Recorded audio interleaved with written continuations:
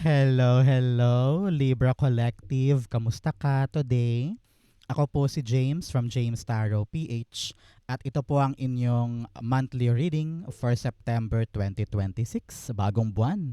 Napakabilis, Burr months na. Ano po? But first, ihanda mo na yung isang tanong ha. Kung meron kang one big question na gusto mong masagot, hawakan mo yan. Sa dulo po, atin po yung babasahin. Okay, let's begin. Inhale and exhale your cards for the month. You have, beautiful. Siya nga pala mga mahal kong Libra, thank you ha. Sa mga hindi nag skip ng ads, ituloy-tuloy nyo lang po yan. Yan yung tanging paraan to support me. Every time po na meron tayong libreng reading for you. Kaya po, please, please, please, tulungan nyo ko. Do not skip your ads, okay? At the bottom, meron kang the star card. Beautiful. Star card's all about pag-angat, no? Ramdam ko dito na napakalakas nung pag-asa mo na matupad yung dream mo. This is also an answered prayer. Nasa spotlight ka ngayon eh. Kaya tanongin na kita ha, ano ba yung dasal na yan? Ano ba yung wish na yan? Kailangan maniwala ka ngayong buwan na ito. Because napakalaki nung chance na it will happen. Kaya huwag kang mapapagod na patuloy na diligan yung pangarap na yan, asikasuhin, ibigay yung effort mo because it will come. Sa iba dyan po, nakita ko dito yung pagbuti ng kalusugan, pagbuti ng buhay. Kung dumanas ka ng hirap, pagod nitong mga nakaraang linggo, nakaraang buwan, bubuti na po. Congratulations, okay? In your core energy, meron kang the Four of Pentacles. Si Four dito, sinasabi ng yung spirit guides na this time around, whatever you need is there. Okay? Kung ano man yung kailangan mo, mahahawakan mo, madudukot mo, mahahanap mo. Kitang-kita ko dito na very busy ka with pagpapalago ng pera or paghahanap ng magandang negosyo or sideline or permanenteng trabaho because your plan is to be stable.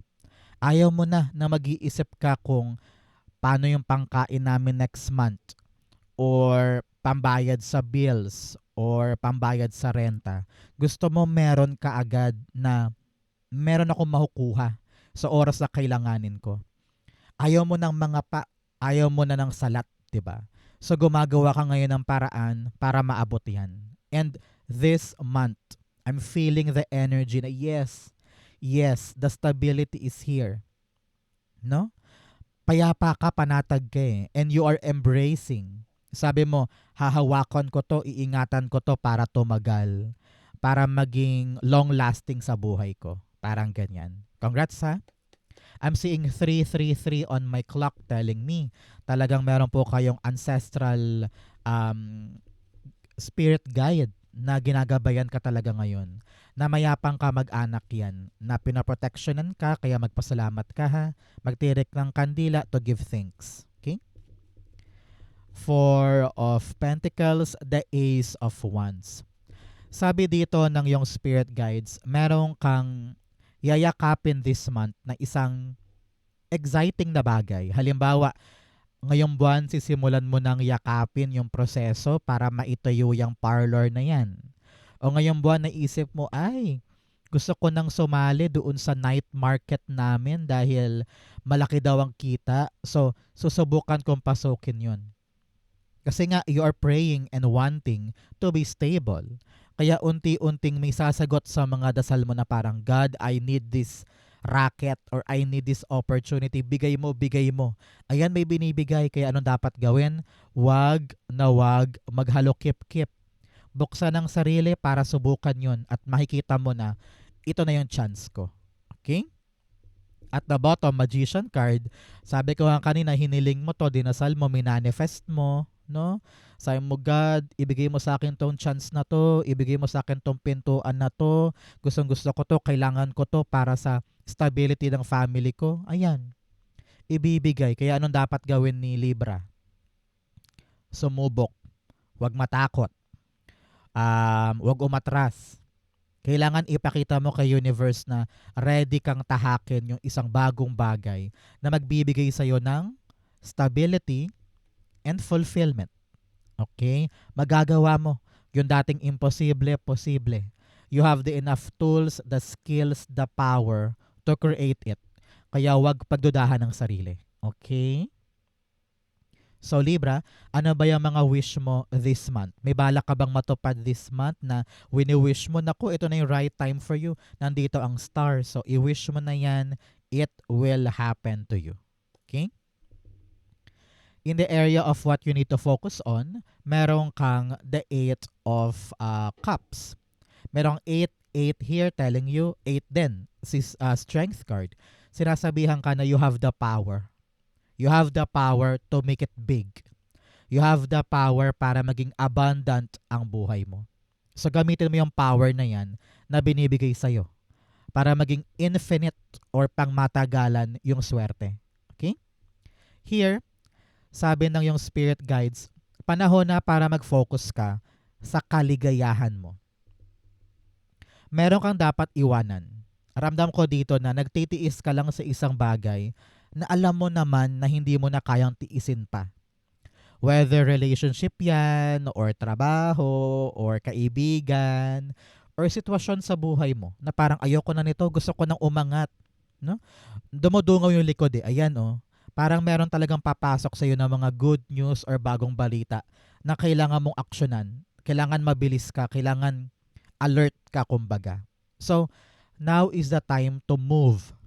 Move away from something na hindi ka na fulfilled, hindi ka na satisfied. Parang sabi mo, pagtitiis ba ako dyan? Parang hindi na. Nakita ko na yung katotohanan, gogora na ako doon sa mga bagay na alam kong para sa akin. At magiging maligaya ako na hindi ko dapat pagsisihan. Ganyan. No? Kahit hindi ka sigurado kung madali ba yon, magaan ba yon, pero sabi mo, gusto ko nang gumalaw. Ayoko na magstay dito. Ayoko nang manatiling ganito. Parang ganyan. 8 of Cups, the 10 of Pentacles. Gusto mo nang maniguro, no? Gusto mo nang maniguro ng mga bagay na pang-permanente.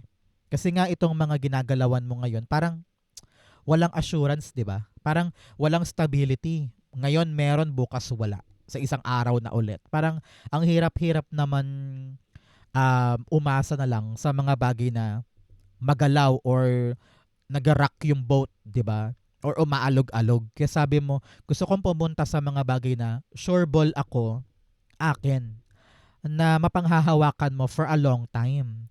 Hindi yung paandap-andap or kung kailan ka lang tinawagan, doon ka lang makakaroon, di ba? So, now, panahon to for you Libra na magkaroon ng lakas ng loob na tumbukin, simulan, kunin yung sigurado, yung pangmatagalan, yung may kontrata ka, yung permanente, yung matibay, yung legit, ganyan. So, make sure na iniisip mo na yan ngayon.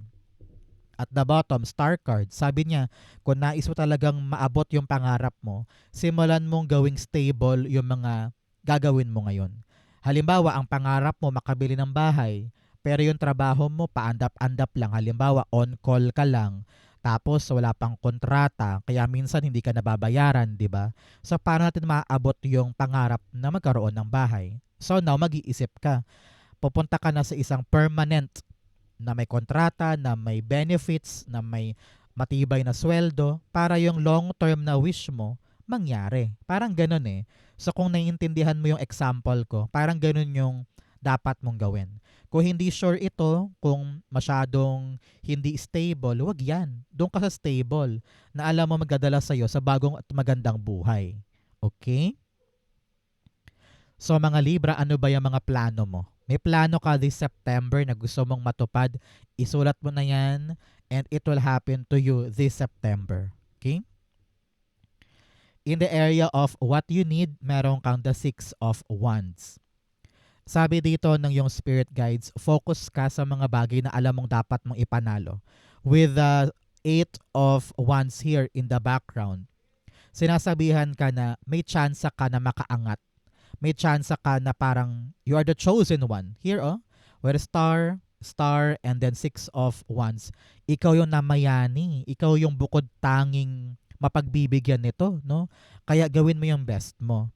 Halimbawa, kitang-kita ko dito na parang social media baka mag-viral ka, or kung ikaw ay social media content creator, maaaring dumami yung followers mo, dumami yung viewers mo, no?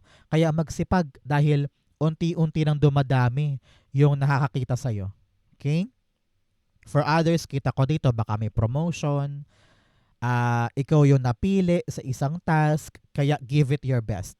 Nakita ko na ito yung chance mo para lalo kang umangat, kaya gawin mo yung makakaya mo. Kapag ito naging successful, tuloy-tuloy ka na. Okay? So congratulations. Kaya huwag kang tatanggi sa chance kapag sinabi ni boss na, si Libra ngayon yung head o si Libra ngayon yung gagalaw. Show them all na kaya mo because that will be your test. No? Yan yung test mo at kapag naipanalo, bongga ka. Okay?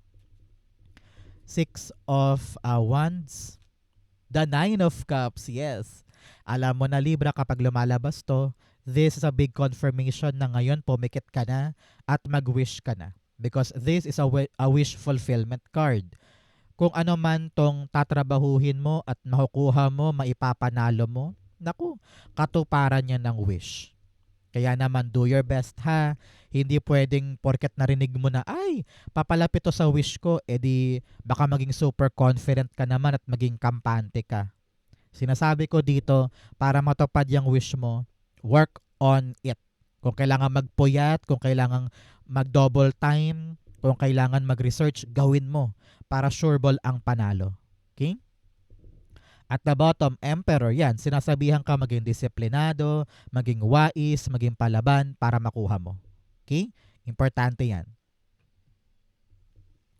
In the area of what's affecting your current energy, meron kang the Strength card. Magpakatatag ka lang tungkol sa mga bagay na gagawin mong bago ngayon. May bago, kaya tinatawag ka talaga ng yung spirit guides na open yourself. Buksan ang sarili, yakapin mo to ng buong puso, buong lakas, buong giting. Nang sa ganun maani mo yung magandang bunga dyan. Katuparan niya ng dasal mo, katuparan niya ng hinihiling mo. Ngayon ka pa ba mag-back out? Ngayon ka pa ba maduduwag? Syempre hindi, di ba? So be strong, be brave, kayang-kaya yan. At wag mo masyadong pagalitan ng sarili mo. Yun ang problema mo minsan pinapagalitan mo sarili mo, dinadown mo ang sarili mo, which is mali naman, di ba? So, kailangan dito, Libra, na ang backer mo, sarili mo. Hina-hype mo ang sarili mo. Okay lang maging delulu, no? Para sa ikakaunlad mo naman yan. Strength card, the Hanged Man. Sabi dyan ng iyong spirit guides, kapag may aberya or kapag may delay, halimbawa, inaasahan mo today lalabas yung result, sabi, ay bukas pa daw po. Huwag ka nang ma-frustrate. Minsan yung mga delay na yan, no, yung mga pagkaantala na yan, protection yan no? Halimbawa, na-late ka today, okay lang. Tanggapin ko na late talaga ako. Maybe that is God's protection, kaya hinayaan ka niyang malate. Or kaya, yung hinihintay mo hindi pa lumalabas ngayon. Umasa ka na lang kay God na it will be given on the right time. Kaya always be, alam mo yun, positibo mag-isip na okay lang yan. Darating din yan. Ayokong mainip, ayokong mairita. Kaya just be relaxed. It will happen to you. Kaya wag masyadong pagalitan ng sarili kapag merong naantala, kapag may tumatagal. It will come. Just be open and it will be arriving for you. Okay? At the bottom, the Nine of Swords. Masyado ka nag-overthink. Minsan kapag may delay, ayan na. Pumapasok na yung maraming kung ano-anong kanigahan sa isip mo. Halimbawa, naghihintay ka ng tawag for a certain job. 2 weeks na hindi pa tumatawag, sabi mo, ala, siguro talagang baksak ako doon. Siguro ayaw nila sa akin. Siguro marami akong mali. Ang dami-dami na nanganganak sa isip mo na bagay-bagay. Kaya panahon to for you to rewire, no? I-rewire mo ang isip mo at huwag mag-overanalyze, huwag mag-overthink. Kailangan mo makita sa ibang perspektibo yung kinakaharap mo para maging matapang ka na, asikasuhin, buksan, yakapin at talagang galawan ito, no? Kasi kung puro nega, may stuck kayo na parang, hala, hindi ako makagalaw. Kasi nga, kanigahan na yung pumupuno sa isip mo. Pero kung malakas ka ngayon at titignan mo sa ibang angulo yung issue or problema, mahanap mo yung solusyon. Okay? In the area of your near future, meron kang the Eight of Pentacles. Talaga namang ramdam ko dito yung promotion. I don't know why. Promotion or recognition. May nakapansin ng husay mo. Kaya nasa spotlight ka eh. Talagang nagniningning ka, no? Alam ni boss, ma-aware si boss na, uy, si Libra, valued employee namin yan. O kung sa negosyo, marami kang kliyente at alam ng mga kliyente mo na mahusay ka magtrabaho, na meron kang reputasyon na masipag, workaholic, dedicated, at unti-unti mong aanihin yung tagumpay dyan. So congrats po. Meron sa inyo parang kung ano man yung tinatrabaho, dito siya magbubunga. So ang tabayanan mo, 8 weeks. 8 weeks from now or 8 months from now, may magandang bunga yung pinaghihirapan at kitang-kita ko dito na sulit lahat ng pagod. Some of you are going back to school, no? Maaring mag-aaral ulit or may plano ng mag-training, workshop, seminar, or mag-masteral, doctoral. May aaralin kang malaki. Kasi sabi mo gusto mong madagdagan yung credentials mo or permit or certificate. Nakita ko din yung parang pangalan mo may initial sa dulo, parang Doctor of ganon or Masters of ganto. Parang may ganon eh. So, congrats, King. Eight of Pentacles, the Four of Wands, yes. Talagang maaabot ang goal dahil masipag ka. May goal kang gustong tumbukin at lahat yan ay hindi lang basta-basta swerte dahil lahat yan pinagpaguran mo. So, mag-enjoy, magdiwang ka, magpa-catering ka dahil abot na abot yung goal this time. At the bottom, Eight of Cups, ramdam ko dito na aalis ka na sa mga bagay na hindi fulfilling. And kung ano man tong maabot mo na ito yung bagay na alam mo na this is for me. This is destined for me. At ito yung matagal kong ninais na makuha. At ramdam ko dito na sabi mo, God, thank you. Thank you for giving me the direction, giving me the strength, giving me the energy na pagtrabahuhan mo na abot. Kaya makakalaya ka na sa lumang buhay mo or lumang cycle mo na hindi ka masaya, hindi ka kontento, hindi ka panatag. Dito panatag ka na. Congrats. In your challenge, meron kang the High Priestess. Alam mo, may mga bagay na walang sagot. May mga bagay na kahit anong kalkal mo, kahit anong sipag mo, or kahit anong pagpipilit mo, hindi mo makukuha yung sagot. Siguro dahil hindi pa siya nakatadhanang maging maliwanag ngayon. Halimbawa, iniisip mo, bakit ba niya ako iniwan? Bakit ba ang tagal nitong prosesong ito? Minsan walang sagot dyan eh. Hindi mo malalaman, di ba? Pero darating ka pa rin sa punto na, gets ko na. Ito pala yung gustong ituro sa akin ni God. So ngayon, sa mga panahon na malabo, sa mga panahon na hindi ka sigurado, sa panahon na walang kasagutan yung maraming bagay, magtiwala ka lang. Hope, faith, instinct. Kambal yan eh. No? Na parang, kung ano yung gagawin ko, bahala na si God, bahala na si Batman, basta ako, magtitiwala lang ako sa aking sarili. Makakaya ko to, magagawa ko to. I believe in myself. Sapat na yun. Okay? Kaya magtiwala ka, wag puro tanong. No? Wag puro, ay hindi ko alam, wag na lang. Ay hindi ko pa alam yan, wag na lang. So tumatanggi ka porque konti lang ang alam mo. Marami ka nang ginawa sa buhay na wala kang alam sa bagay na yon pero sinubukan mo lang, gumana. 'Di ba? So ganon din ngayon, no? So magtiwala ka lang sa mga mangyayari. You have the King of Pentacles. You really need to put yourself in that status na papaldo ko dyan. Successful yan. Maganda yan. Kailangan you will feel abundant. You will feel. Kasi parte yun ng manifestation eh. Kapag iniisip mong salat ka, kapag iniisip mong kulang ka or walang mangyayari, lalong walang mangyayari. 'Di ba? But if you feel na, nako, maganda to. Nako, successful to. Nako, magagawa ko to. you will attract that energy. Okay? So ngayon, just be positive, be hopeful, be grateful, it will arrive. At the bottom, the Knight of Cups. Sabi dyan, ihanda mo ang puso mo. Kung nandyan ang amor mo, magagawa mo. Kung nandyan ang affection mo, ang passion mo, it will arrive. Kaya importante yung ating intention. Gusto ba natin yan? Ready ba tayo dyan? Yayakapin ba natin yan ng buong puso? Kasi kung napipilitan ka lang, Libra, naku, marami kang mahahanap na dahilan para magreklamo. Pero kung mahal mo yan, ready ka dyan, ina-accept mo yan ng buong puso, sisipagan mo eh. Ano man ang mangyari, sabi mo, pangarap ko yan eh, susungkitin ko yan. So, ihanda ang sarili para sa pagyakap sa journey na ito. Okay? In your fortune, meron kang the end card. Sabi dito, things will naturally end. Kung ano man yung mga bagay sa buhay mo na matatapos na, magpasalamat dahil pag may natapos, may bagong simula. Sabi ko nga, be hopeful. Gumaganda na, no? Gumaganda na. Dahil meron na natapos. Halimbawa, natapos na yung utang. Natapos na yung masamang pakiramdam. Or natapos na yung problema sa opisina. May natural end na talagang dapat mong yakapin ngayon. Dahil sa wakas, nag-end din. At ready na akong umangat ngayon. Okay? Congratulations. Kaya kung meron mang pong natapos sa buhay mo ngayon, okay lang yan. Isipin mo na lang, salamat Lord for that journey. Salamat Lord for that cycle. Ready na po ako dun sa talagang para sa akin. Okay? End card, the Queen of Wands.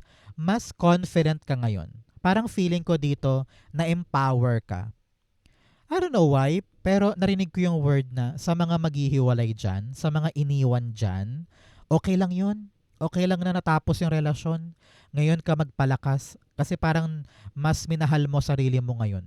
Parang ganyan, no? So very very empowering siya na kinaya ko noon, natapos na yon, kakayanin ko ulit ngayon.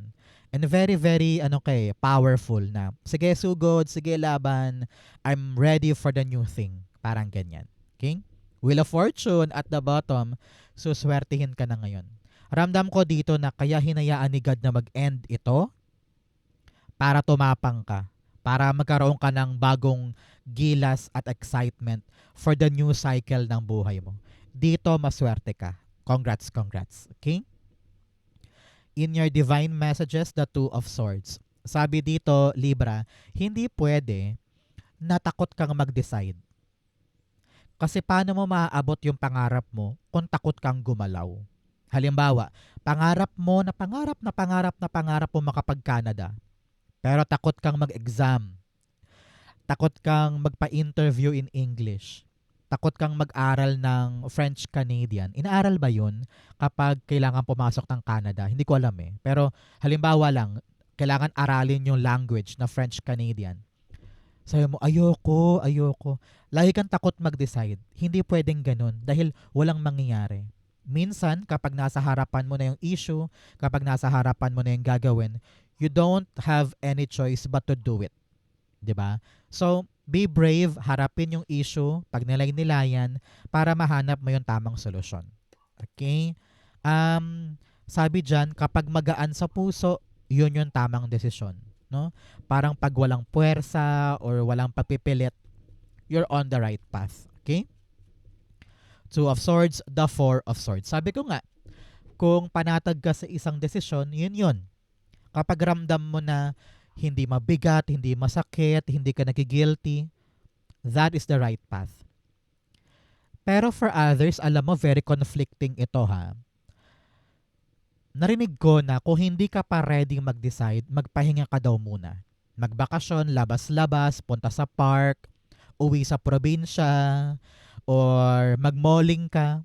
Kasi daw kapag relax ka, kapag payapa ka, doon ka daw makapag-isip ng tamang desisyon. Queen of Cups. Kapag okay ang puso mo, kapag hindi ka aligaga, hindi ka stressed, or hindi ka super worried, panatag ka, doon darating yung kaliwanagan. Siguro naramdaman mo na rin yan sometime in your life na kapag relax ako, kapag masaya ako, kapag tahimik ako, mas nakakabuo ka ng plano. No? So gawin mo yon. Okay?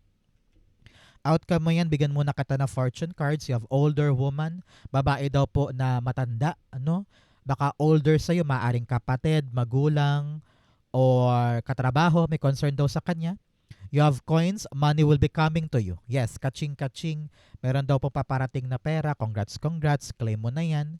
You have gavel involvement with the law. Sabi dito, kung meron ka mga legal disputes or mga batas-batas na issue ngayon, sabi dito, merong magandang kaganapan. So, ma-excite ka dyan. You have tower, solid foundation, success with effort. Sabi dito, magsipag ka lang, mag-dedicate ka lang ng effort dyan, you will be successful. Okay? Ang outcome ni Libra for September, patulay ng Oktubre, the Empress card. Uy, pag-unlad, success. Sabi ko nga sa'yo kanina dito na parang super independent mo, di ba? Ngayon, kitang-kita ko dito na you are protecting yourself, you are taking care of yourself. Importante sa'yo na okay ako bago ang ibang bagay. Dahil kapag okay ako, mas maabot ko yung pangarap ko. Mas may energy ako sa mga gusto ko. Meron kang kine-create, meron kang binibuild, it will be a success. Congratulations. Okay? Clarify natin. Ramdam ko dito may business ka eh. I don't know why. Pagdating ng Oktubre, talagang paldo.